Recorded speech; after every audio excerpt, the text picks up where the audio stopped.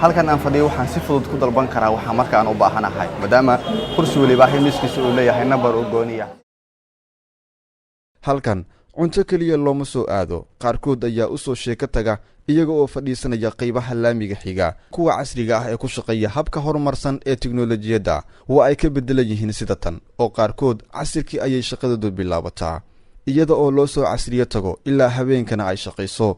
habka dalabka maqaayadahan casriga ah waxaa loo isticmaalayaa qalab si dhow uu kugu maqli karo dalabqaadaha, isagoo markaa ku soo hoos dhigaya shax qayaxaysa shayaasha laga helayo goobtan. maqaayadii hore waxay ahaan jirtay qofka in uu kabalyeeriga hataa waqti badan uu sugo, waqti badan ay ku qaadato.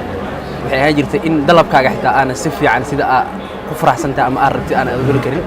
laakiin maanta waxaad dareemaysaa in Soomaaliya ama khaasatan Muqdisho ay la jaan qaada adduunyada kale. tusaale ahaan miiskan afdhino hadda halkan ugu yaala gambaleel taawanaysa qofkii ku imaanayo dalabkaaga sida u qanacsantahay ilaa aad ka qanacdid qofkii oo kabalyeeriga ah ilaa aad ka qanacdid wuxuu isku dayaa inuu ku qanciyo.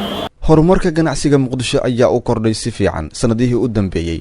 Soomaali dib ugu soo laabatay wadamada dibadda ayaa keenay fikrado ganacsi oo horumarsan, gaar ahaan maqaayadaha casriga ah ee gaarsiisan isticmaalka tiknoolajiyadda. waxaad dareemi kartaa maqaayadaha hore dhan walba haddii laga fiiriyo farqiga u dhexeeyo xagga cuntooyinka, haddii laga fiiriyo xagga waqtiga oo kale, haddii laga fiiriyo waqtiyada maqaayadahan ay furan yihiin.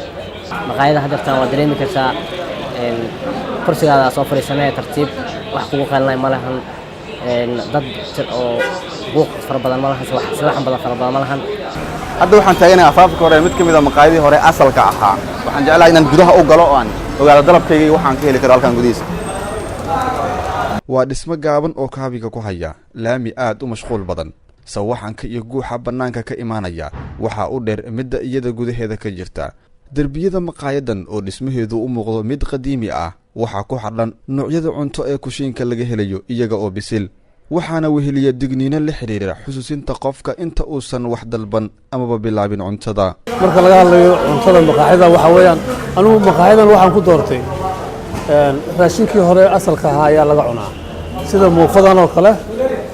waxaa laga yaabaa inaan soo dhaafay kiiloomitir oo maqaayado badan leh, laakiin maqaayadan macasaradii asalka ahayd, muufadii khamiirka ahayd, koostaatadii la yaqaanay hilibgeela. laakiin kuwan casriga ah waxaa laga yaabaa in raashinkooda aniga xubigayga aanu ahayn, laakiin maqaayadihii hore aan xiiseeyo.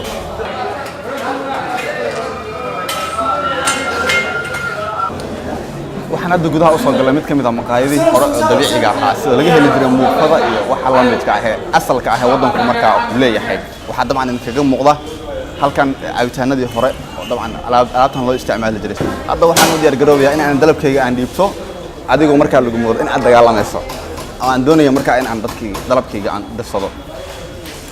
وساعات بستيك كراكل صغار يلباري سبيس ويجين ملاي الجريل عبتان محل عبتان أقول ما هاي أنت معجزة waxay tahay qofka dalabka ka qaadaya ma wato wax warqad ah ama sida aan ku naqaano maqaayadaha ee cuntooyinka marka ay ku qoran yihiin. laakiin waxa cajiib ah waxay tahay cuntooyinka meesha loo idin la maskaxdiisa ay ku jiraan oo uu yaqaana durbidina waa uu ku sheegay halka aad ka dalbanaysaa waxay u baahan tahay magaci aad ka qabsanaysaa.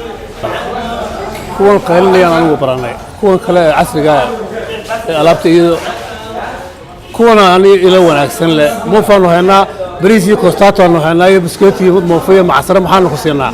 kuwa tooska kula iyo kuwan kale waraqaha kombiyuutarkan aaladda cusub kuwan aan Soomaaliya hadana kuwan aan wanaagsanay.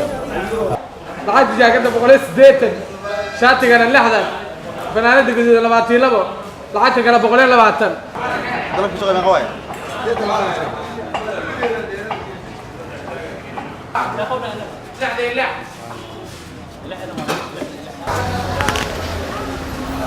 waxaa ii soo dhamaaday mid ka mid ah dalabka maqaayadaha oo aan ugu kurgalay isbeddelka ka jira maqaayadaha iyo dalabaadkooda. hadda waxaan ka soo baxay mid ka mid ah maqaayadii hore asalka ahaa. waxaa cajiib ah qofka dalabka ka qaadaya ee kabalyariga ah wuxuu xifdisan yahay dhammaan dadka meesha fadhiya lacagaha ay cunaan mid iyo midba. waxa uu sheegay lacagtii aan cuno sax ah waa aan bixiyay halkaa buu igu dhamaaday. maxamed cumar cabdi nuur dhaqane, goobjoog TV, Muqdisho.